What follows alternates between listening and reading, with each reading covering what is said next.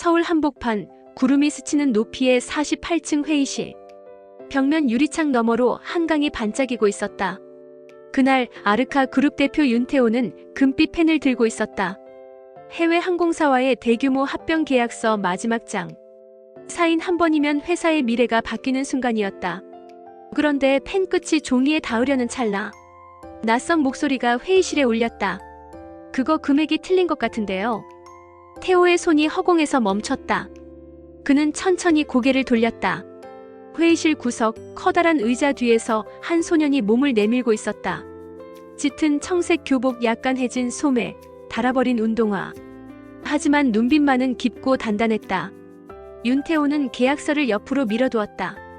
그리고 비서에게 당장 법무팀을 부르라고 지시했다. 도윤이 고개를 갸웃했다. 아저씨, 이거 그냥 계산이 틀린 게 아니에요. 일부러 바꾼 것 같아요. 왜 그렇게 생각하니? 숫자가 바뀐 부분이 딱 2군데뿐이에요. 그리고 그 차액이 아주 자연스럽게 합쳐져요. 태호는 순간 등줄기를 타고 내려오는 차가운 땀을 느꼈다. 아이 말이 맞았다. 이건 교묘한 조작이었다. 그때 비서가 들어왔다. 회장님, 라이벌 회사인 진세항공 대표가 오셨습니다. 태호의 표정이 굳었다. 그 대표의 이름은 정민석. 대학교 시절부터 경쟁하던 인물이었다. 최근 항공사 인수전에서 번번이 부딪히던 상대였다. 왜 하필 지금 나타난 걸까? 태호는 도윤과 청소부 여성을 대기실로 보내고 직접 민석을 맞았다. 오랜만이야, 태호. 갑자기 무슨 일이지? 베트남 쪽 합병권 말이야. 혹시 함께 할 수 있는 방법이 있을까 해서. 평소 경쟁자였던 그가 협력을 말한다니 이상했다. 태호는 의미심장하게 웃었다. 우리가 언제부터 그런 사이였나? 민석의 시선이 계약서 위를 스쳤다. 짧은 순간이었지만 태호는 놓치지 않았다. 그 시선엔 분명 무언가를 확인하려는 의도가 있었다. 아직 검토 중이야. 중요한 계약이라서. 그래, 뭐 좋은 소식 있길 바랄게. 민석이 떠난 뒤 태호는 계약서를 다시 펼쳤다. 도윤이 지적한 부분은 단순한 오류가 아니었다. 그리고 이런 조작을 할 수 있는 사람은 극히 한정되어 있었다. 회사 내부 정보에 접근할 수 있고 양식을 정확히 알고 있으며 계약이 무산되면 이득을 보는 사람. 바로 정민석이었다. 태호는 속으로 중얼거렸다. 내가 무슨 일을 꾸미든 이번엔 막아낼 거다. 그날 저녁 태호는 도윤과 그의 고모를 다시 불렀다. 오늘 고마웠다. 덕분에 큰일을 막았다. 도윤은 멋쩍게 웃었다. 별거 아니에요. 그냥 숫자가 이상했을 뿐이에요. 태호는 그 웃음을 보며 다시 한번 오래전 기억과 겹쳐 보이는 얼굴선을 떠올렸다. 가슴 한쪽이 묘하게 쿵 내려앉았다. 도윤아, 혹시 내 어머니 성함이 어떻게 되니? 순간 고모의 표정이 굳었다. 왜 그런 걸 물으세요? 그냥 궁금해서요. 고모는 잠시 망설이다 대답했다. 한지연이에요. 그 이름을 듣는 순간 태호의 심장이 세게 뛰었다. 한지연. 12년 전 부모의 반대로 헤어졌던 첫사랑의 이름이었다. 태호는 집에 돌아와도 잠을 이룰 수 없었다. 혹시 도윤이 내 아들일까? 계산을 해보니 나이도 딱 맞아떨어졌다. 다음 날 그는 조용히 사설 의뢰를 맡겼다. 지연과 도윤에 대한 정보를 확인해달라는 부탁이었다. 그리고 가능하다면 DNA 검사까지. 며칠 뒤 보고서가 도착했다.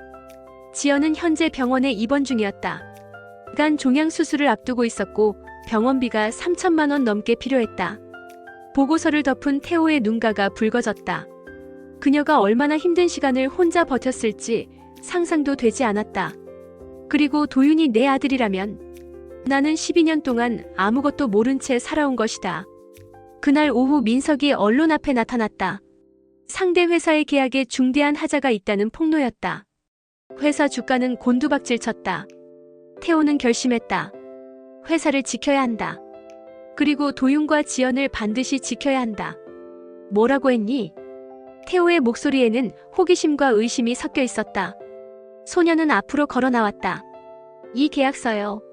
4쪽에는 2억 3천만 달러인데 11쪽에는 2억 8천만 달러예요. 똑같은 건데 왜 다르죠? 태호의 숨이 막혔다. 계약서를 번갈아 확인했다. 정말로 금액이 달랐다. 600억 원 가까운 차이였다. 이대로 사인했다면 회사는 치명타를 입었을 것이다. 이건 실수가 아니라 함정이었다. 넌 누구니? 태호가 물었다. 태호는 비밀리에 준비하던 DNA 검사 결과를 받았다. 봉투를 열고 결과지를 꺼내는 순간 손끝이 떨렸다. 침부 확률 99.97%. 숨이 막히듯 깊게 숨을 들이마셨다. 도윤은 정말 내 아들이었다. 잠시 후 그는 서울의 한 병원 병실 앞에 서 있었다. 문 안에는 12년 만에 마주할 지연이 있었다. 문을 열자 창백한 얼굴로 누워있던 지연이 그를 바라봤다. 잠시 아무 말도 나오지 않았다. 지연. 태호 어떻게 여기? 도윤이 내 아들이라는 걸 알게 됐다. 지연의 눈동자가 흔들렸다. 너 어떻게 해? DNA 검사 결과를 보여주었다. 지연의 눈에서 눈물이 흘렀다. 미안해. 임신한 걸 알았을 때 내 부모님 반대가 떠올랐어. 너를 힘들게 하고 싶지 않았어. 바보야, 그건 내가 결정할 일이었어. 태호가 그녀의 손을 꼭 잡았다. 그 순간 병실 문이 열리고 도윤이 들어왔다. 아저씨다. 지연은 눈물을 훔쳤다. 도윤아, 인사해. 이분이. 아니야, 내가 말할게. 도윤아, 아저씨가 내 아빠야. 도윤이 놀란 눈으로 그를 바라봤다. 정말이요? 정말이야. 잠시 침묵이 흘렀다. 그 뒤에 도윤은 씩 웃으며 말했다. 그럴 줄 알았어요. 아저씨가 저를 보는 눈빛이 달랐거든요. 그날 저녁 회사에서 비상이 걸렸다. 민석이 대규모 기자회견을 열어 태호의 사생활과 숨겨진 아들을 폭로한 것이다. 목적은 분명했다. 이미 계약건으로 흔들린 회사를 완전히 무너뜨리려는 것. 태호는 주저하지 않았다. 직접 기자회견장으로 향했다. 카메라 플래시가 쏟아졌다. 정말 숨겨둔 아들이 있습니까? 네, 있습니다. 하지만 저는 최근에야 알게 됐습니다. 민석이 비웃듯 끼어들었다. 그럴 리가. 지연이 얼마나 힘들게 살았는데. 태호가 차갑게 말했다. 정민석 씨, 당신이 왜 이런 사적인 일까지 아는 겁니까? 민석의 표정이 굳었다. 경쟁 때문이었나 아니면 12년간 준비한 복수였나? 기자들이 하며 두 사람을 번갈아 찍었다. 그 순간 회의실 문이 열리고 작은 발걸음이 다가왔다. 도윤이었다. 아빠 혼자 싸우게 두면 안 될 것 같아서 왔어요.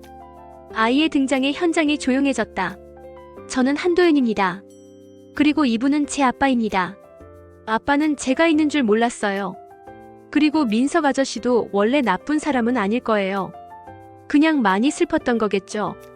민석이 도윤을 바라봤다. 순간 그의 눈빛이 흔들렸다. 복수는 아무도 행복하게 안 만들어요. 틀린 문제를 계속 붙잡고 있으면 정답을 못 찾는 거랑 똑같아요. 민석의 눈에 눈물이 맺혔다. 아저씨가 틀렸구나, 미안하다. 그 말과 함께 경찰이 나타났다. 민석 씨, 계약서 조작 및 기업정보 유출 혐의로 모시겠습니다. 민석은 체념한 듯 고개를 숙였다. 태호는 도윤을 안았다. 잘했어, 아들. 그리고 속으로 다짐했다. 이제 어떤 일이 있어도 이 가족을 지킬 거라고. 소녀는 가방에서 종이를 꺼냈다. 계약서의 금액이 표로 정리되어 있었고 마지막에는 이렇게 적혀 있었다. 차액 5천만 달러, 한화 약 593억 원. 저는 한도윤이에요. 고모가 여기 청소하셔서 잠깐 기다리고 있었어요. 계약서를 봤는데 숫자가 틀려서 신경이 쓰였어요. 말투는 담백했지만 눈빛은 이상하게 빛났다. 마치 숫자가 말을 걸어온 것처럼. 수학이 재미있어요. 틀린 숫자를 보면 그냥 넘길 수가 없어요. 태호는 이 아이가 평범하지 않다고 느꼈다. 어른들도 놓친 함정을 단숨에 찾는 눈. 그리고 숫자에 대한 집착에 가까운 애정. 민석이 경찰차에 실려 떠난 뒤 회의장은 다시 소란스러워졌다. 기자들이 태호와 도윤을 향해 질문을 쏟아냈다. 하지만 태호는 짧게 대답했다. 오늘은 여기까지 하겠습니다. 더는 제 아들과 가족이 상처받지 않길 바랍니다. 그는 곧장 병원으로 향했다. 지연은 병실에서 도윤과 통화 중이었다. 태호가 들어오자 그녀의 얼굴에 안도와 미소가 번졌다. 끝났어? 응, 끝났어. 민석은 이제 더는 우리를 건드리지 못할 거야. 지연은 고개를 끄덕였다. 그리고 조심스럽게 물었다. 그럼 이제 어떻게 할 거야? 태호는 단호하게 말했다. 지연아, 너랑 도윤이랑 그리고 내 곁에서 살고 싶어. 다시는 놓치지 않을 거야. 도윤이 활짝 웃었다. 그럼 우리 진짜 가족 되는 거예요? 그래, 이제 진짜 가족이다. 며칠 뒤 지연의 수술이 성공적으로 끝났다. 회사에 최정예 의료팀이 투입되어 회복 속도도 빨랐다. 그동안 고모로만 알았던 여인도 안정을 찾았다. 이제 더 이상 청소 일을 하지 않아도 됐다. 태호는 새 집을 마련했다. 창밖으로 한강이 보이고 도윤의 방에는 책상과 수학교구가 가득했다. 아빠, 이거 다 제 거예요? 그럼 우리 아들이 마음껏 공부할 수 있게 해준 거야. 그날 저녁 네 사람은 거실에 모였다. 지연이 물었다. 도윤아, 새 집은 어때? 좋아요. 그리고 이제는 엄마도 아빠도 고모도 다 같이 있으니까 더 좋아요. 잠시 후 도윤이 진지하게 말했다. 아빠, 저 성 바꿀 수 있어요? 아빠 성으로. 태호는 놀라며 웃었다. 정말 원하니? 네. 이제 완전한 가족이 되고 싶어요. 몇 달 뒤 도윤은 윤도윤이라는 새 이름을 얻었다. 학교 친구들도 축하해 주었고 선생님도 웃으며 말했다. 도윤아, 이름이 더 멋져졌구나. 그해 가을 도윤은 전국 수학경시대회에서 1등을 했다. 시상식 무대에서 그는 당당하게 말했다. 저는 가족 덕분에 여기까지 왔습니다. 그리고 수학은 세상을 바꿀 수 있다고 믿습니다. 관중석에서 태호와 지연 그리고 고모가 환하게 웃고 있었다. 모두의 눈빛 속에는 같은 생각이 있었다.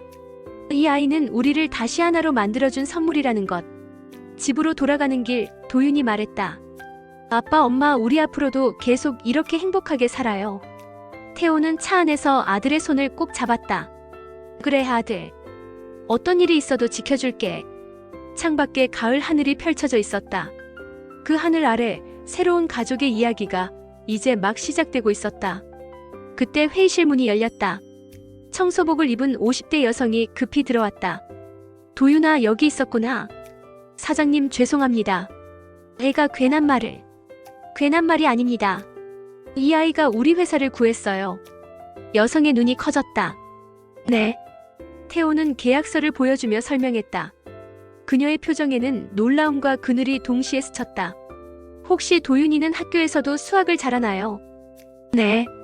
중학교 과정도 이미 다 풀 수 있어요. 근데 형편이 안 돼서 더 배우게 해줄 수가 없어요. 태호는 순간 머릿속이 번쩍였다. 도윤의 나이, 얼굴, 말투, 그리고 이름. 12년 전 잃어버린 누군가가 겹쳐 보였다. 설마 아닐 거야. 하지만 그 직감은 지워지지 않았다.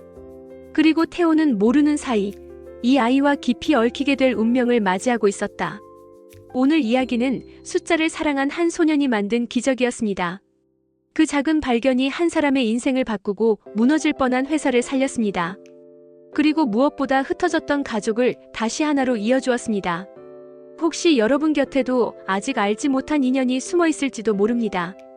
그 인연은 언제 어떤 모습으로 찾아올지 아무도 모릅니다. 중요한 건 그 순간을 알아보고 놓치지 않는 용기입니다. 이 채널은 감동이 약이 되고 이야기가 삶을 바꾼다고 믿습니다. 여러분의 하루에 작은 온기를 전해드리고 싶습니다. 오늘 영상이 마음에 닿았다면 구독과 좋아요로 함께 해주세요. 그리고 댓글로 지금 어디서 어떤 마음으로 이 영상을 보고 계신지 들려주세요. 여러분의 이야기도 누군가의 마음을 살릴 수 있습니다. 당신의 삶에도 오늘 같은 기적이 찾아오길 바랍니다.